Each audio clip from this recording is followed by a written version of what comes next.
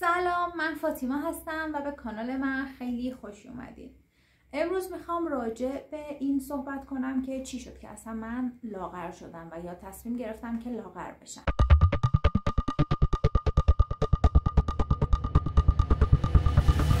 یادتون نره سابسکرایب کنید و ویدیوهای منو لایک کنید. خوشحال میشم که به بقیه منو معرفی کنید تا بتونم از این مطالب استفاده کنم. من زمانی که 16 سالم بود یهویی خیلی توپل شدم، به خاطر اینکه خب غذام زیاد بود، ورزش نمی‌کردم، تحرکی نداشتم و مدام در حال غذا خوردن بودم.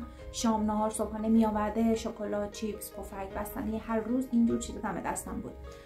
زمانی که تابستون شده بود، یعنی تازه خرداد ماه بود، من امتحانمو داده بودم، سوم دبیرستان بودم و با مامانم رفتیم خرید کردیم. من یه مایو برداشتم چون می‌خواستم کلاس شنا برم.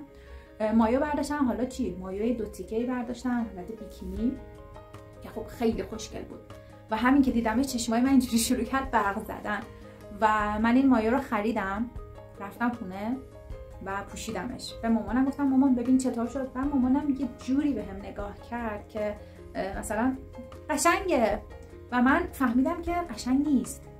وقتی رفتم جلو آینه خودم رو دیدم، همونجا نشستم و گریه کردم برای چند دقیقه و مامانم بغلم کرد و اونم داشت با من گریه میکرد و بهش گفتم که مامان کمکم کن من لاغر بشم، من واقعا دوست دارم که لاغر بشم.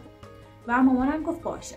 اول از همه اولین کاری که کرد این بود که ورود هله هوله و غذاهای ناسالم خونه ما کلا حذف کرد، گفت ممنوعه و به داداشام میگه اگه میخواین هله هوله بخورید بیرون از خونه هله هوله‌تون رو بخورین بعد بیاین تو خونه و تو خونه هیچ چیزی نباشه.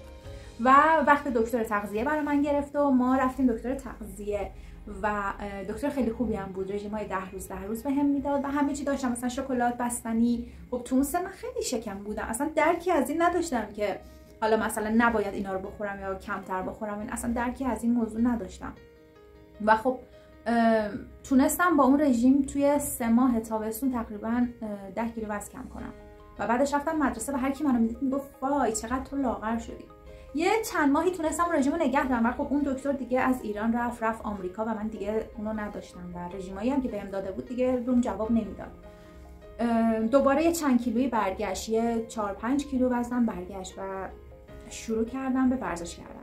باشگاه ثبت نام کردم، ورزش کردم و با رژیم کانادایی آشنا شدم که توی ویدیوی بعدی راجع به رژیم کانادایی براتون توضیح دادم.